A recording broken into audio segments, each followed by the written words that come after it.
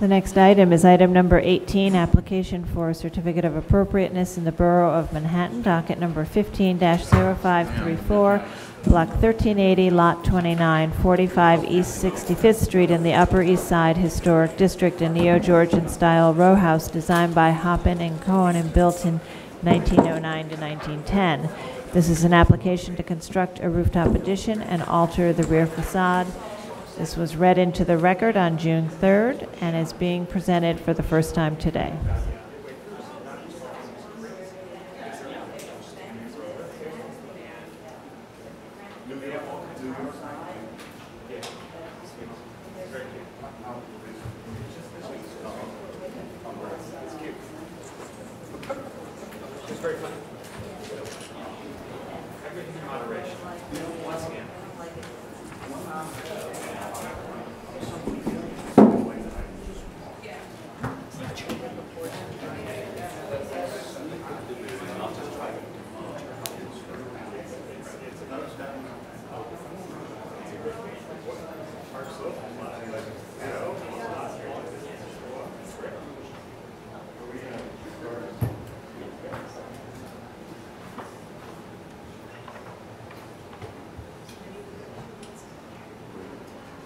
Good afternoon, Commissioners. John Graham of Landmark staff. The application before you is for a mansion on the north side of East 65th between Park and Madison Avenues. Here's the front facade on the application. Oh.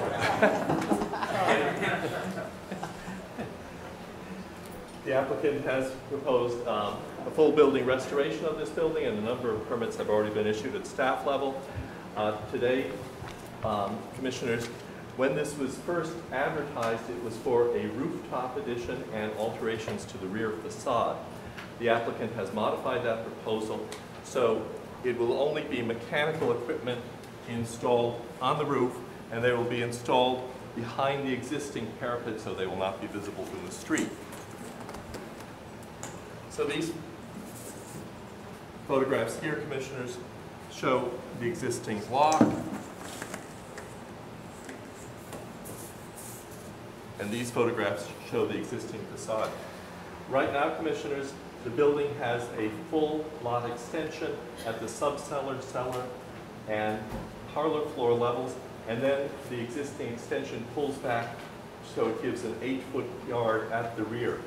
So here is the plan on the block. At the lower 3 levels, it goes all the way to the rear property line, and then it pulls back 8 feet. The applicants are proposing to remove the existing rear extension and the existing modern freestanding fire escape, and to construct a new facade with a 30-foot rear yard.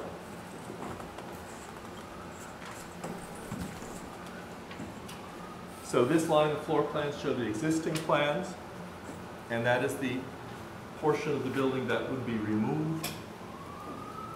These show the revised plans with the 30-foot rear yard. At the subcellar and cellar, it would still extend to the rear lot line, and there would be a terrace created at the parlor floor level with French doors leading out to the rear.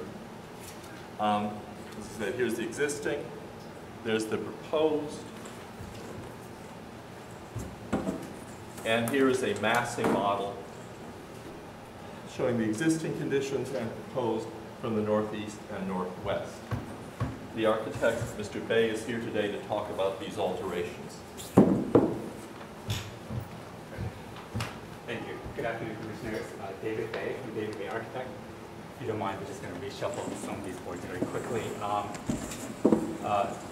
To begin, the house at 45 East 65th Street, built in 1910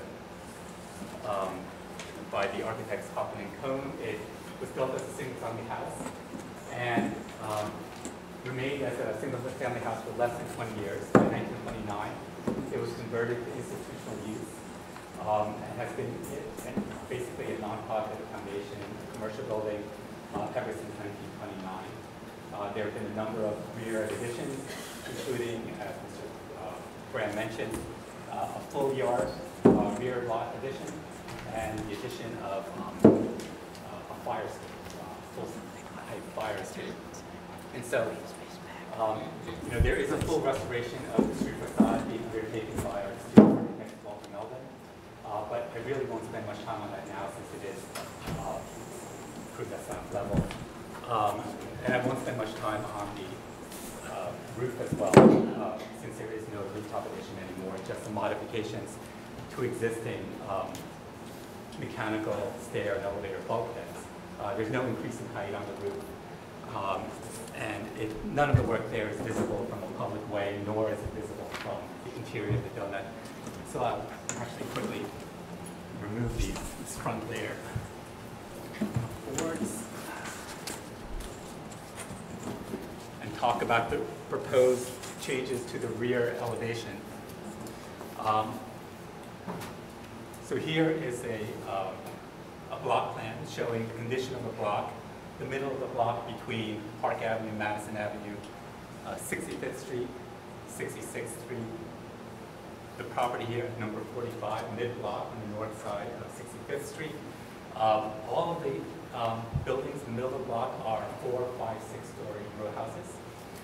There are larger apartment buildings facing Park Avenue and Madison Avenue. The green represents the current open space, and the orange represents the full yard addition which currently exists, which we are proposing to remove to a point 30 feet back from the rear property line.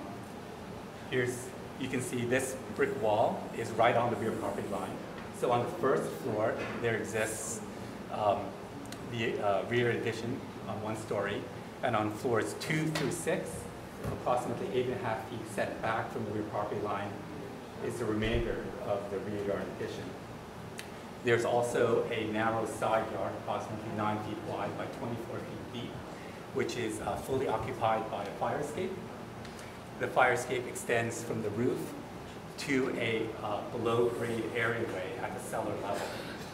So our proposal calls for, again, removing the rear yard addition, removing the fire escape, and filling in the below-grade areaway to create a new garden at grade at the rear, which I think is best explained by these series of isometric drawings. We're doing this in part. Our proposal calls for an as-of-right conversion back into a single-family dwelling. We'll meet all the current zoning requirements of light and air for setbacks, things like that. In terms of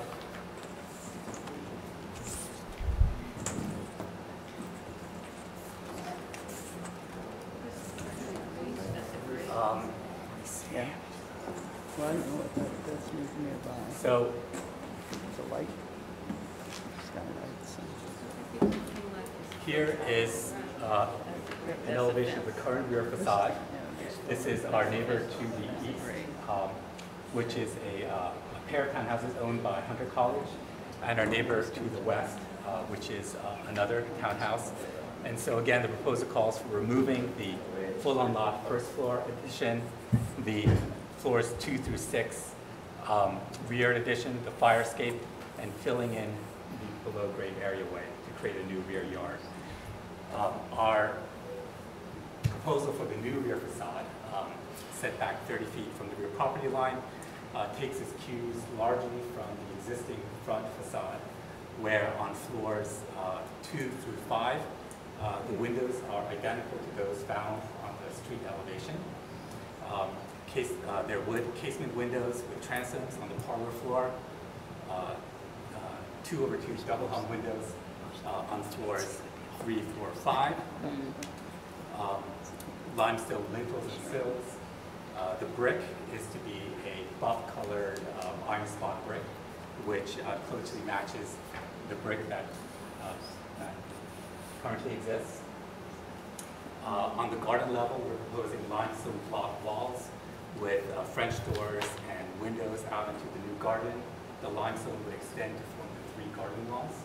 There's The paving in the garden will be deer isle granite with a 6-inch band of deer isle granite forming the remainder of the garden. At the 6th floor, we're proposing kind of a more modest version of the front mansard roof. It's a standing seam copper mansard roof with a copper gutter, and copper cornice and a hidden gutter, and then a larger window in the mansard. All the windows from the garden floor to the 6th floor is wood. Yes. Talk about that existing bay window that is on the Correct. 4th floor. Okay. In your point of view of that. Yeah. So, we know as part of our research that there have been a lot of, as I mentioned, renovations, alterations to this building in the rear. It was built in 1910, but there was a renovation in 1930. I get the dates right, 1945, 1971, 1983. We believe, obviously some of the 6th floor addition here probably dates to 1971 or 83, but we believe that this dates to one of those earlier alterations. Dates to earlier. Yes, 1945. And what's its condition? The interior exterior of the building front and rear is in fairly poor condition. There's quite an extensive amount of repair and restoration that has to happen on the street facade, which is again being undertaken by Walker Melvin. And we didn't. We looked briefly at maintaining that somewhere on the rear facade, but didn't feel like it would be as harmonious to our new design. But I imagine that if it's anything like the front, we would just have to rebuild it. Is it copper? It is copper, correct. Correct. Are there, there's, the west neighbor has a bay also? I'm sorry, the west neighbor also has a bay, and is there one on the east, or? No, so the east neighbor does not have a bay. Yeah, It's a okay, red brick yeah. facade. I should have mentioned, I neglected Just to the show one. you. So this is the photograph of the east neighbor. Yeah. And there's also a photograph of the west neighbor. They have much more significant large copper bay windows, several of them. You can see the one on the 3rd floor is kind of double deep with 2 double hung windows. And this one on the parlor floor basically Okay. is the full width of the property.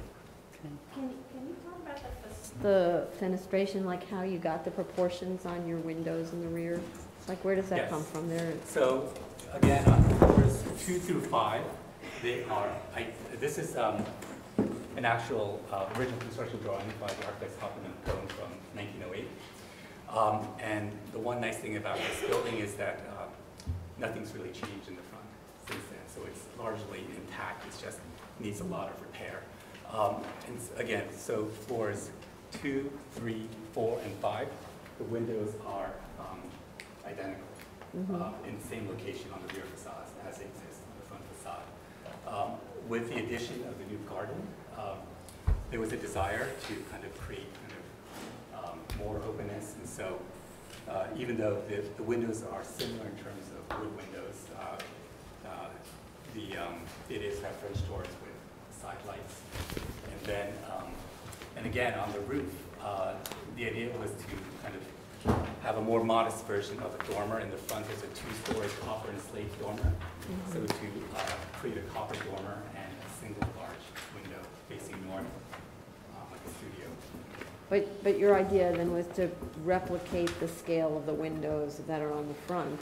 Yes, On the rear. and that was largely due to the interior layout, where on certain floors, you experience both the front and the rear simultaneously, and we wanted that kind of consistency where you wouldn't be looking at kind of 2 different things from an interior point of view. Okay, any other questions? Just the yard, so the yard is actual rear yard, or is that, this is over the extension? Yes, as Mr. Graham mentioned, there currently it's built full on lot, not only above grade, but on 2 levels below grade, which currently exists. And so the proposal was to maintain those 2 subterranean levels and to cover it over and create a new rear yard. So what is that covered in? Oh, it's deer isle granite pavers. It's, So is there any greenery or is it just? all Greening over? will take place in the form of planters, which are designed. Okay. Okay, we'll go to testimony now and be back. Michael Hall.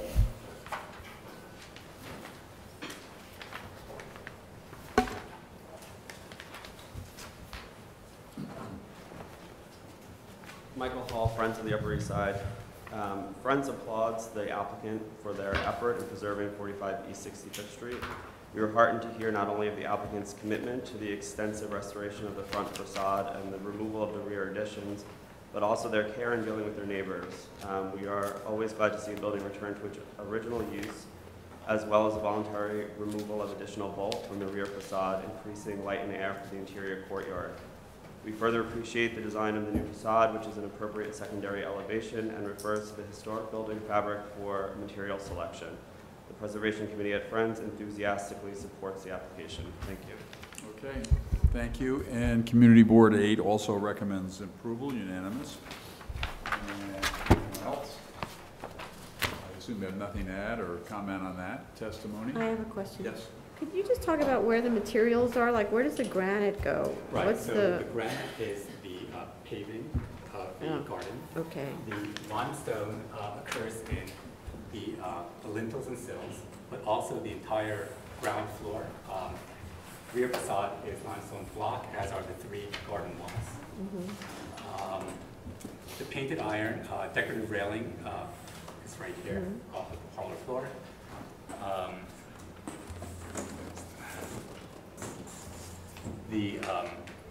The wood windows and the painted trim of the wood windows and the brick is on floors 2 through 5. The copper is the standing seam roof, mansard roof.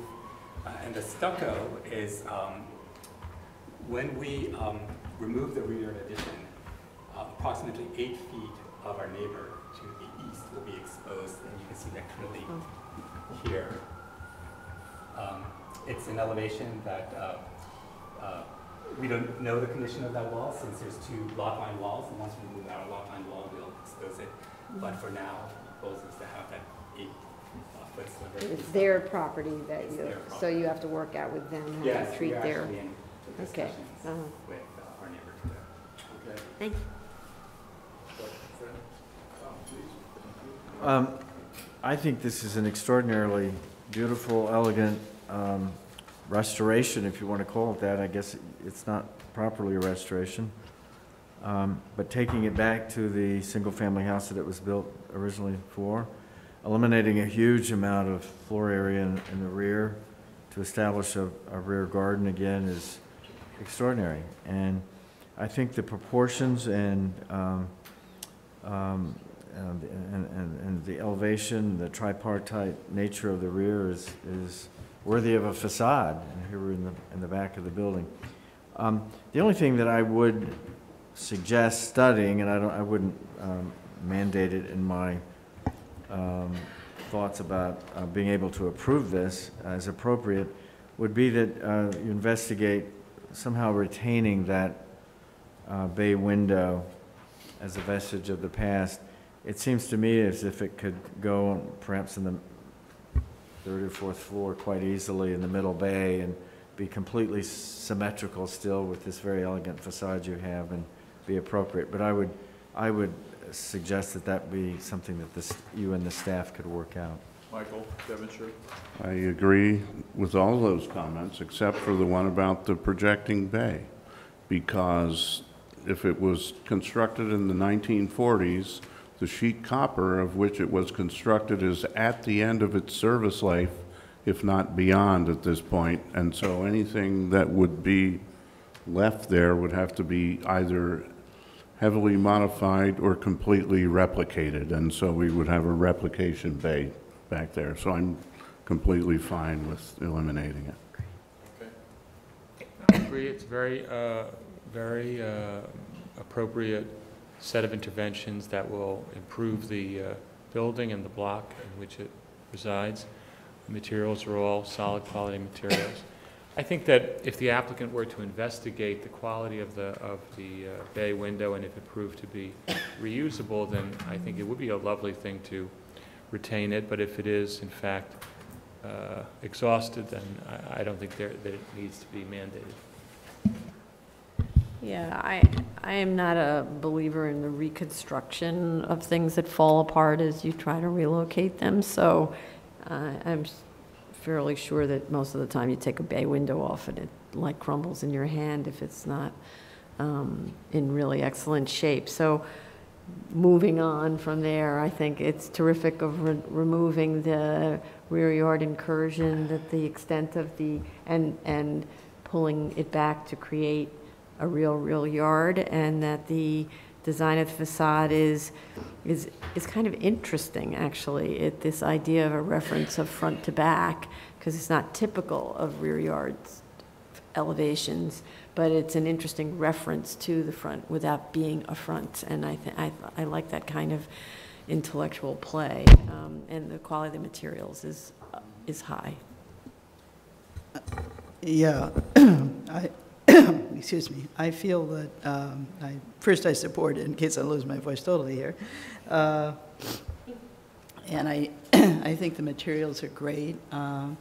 We are often, worried about trying to defend the green space because we think that in the future owners will want to be able to avail themselves of it, and it's part of the fabric of the historic district. And so it's very nice to see with an institution leaving and a single owner coming in that they want to have the ability to have this kind of garden space. I think that's terrific, and I think everything is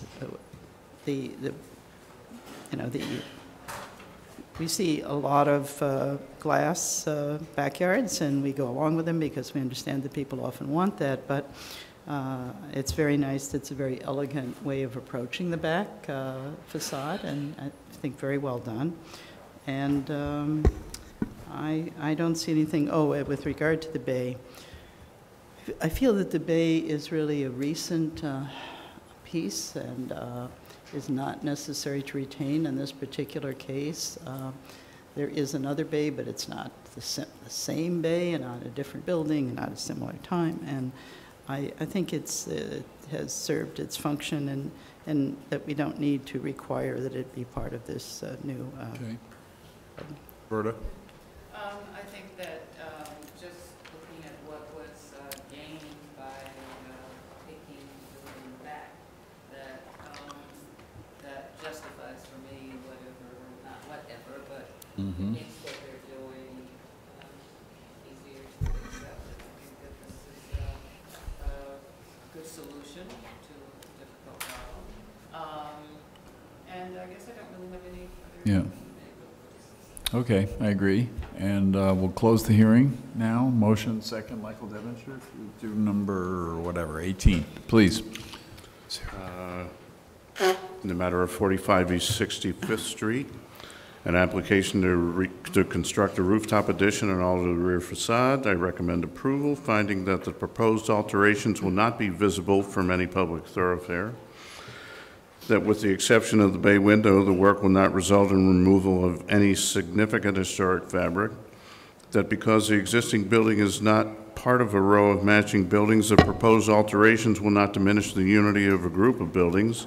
That because this block is significantly developed with no single central green space, removing the fire escape and demolishing the previously altered rear extension and construction of a new rear wall setback from the adjacent building with a new terrace at the level of the first floor will not adversely impact any rear yards and will increase the green space in the center of the block.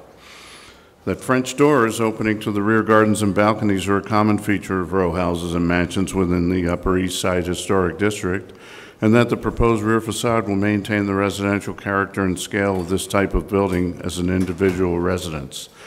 That the proposed mansard roof and symmetry of the proposed rear facade will relate well to the formal character of the front facade and with the varied character of the rear facade within the block.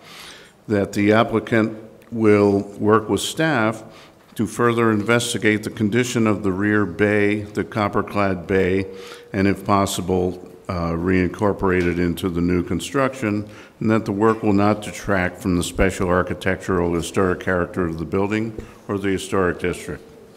And all in favor? Aye, opposed? Approved. Thank you. Okay, we're going to jump to item number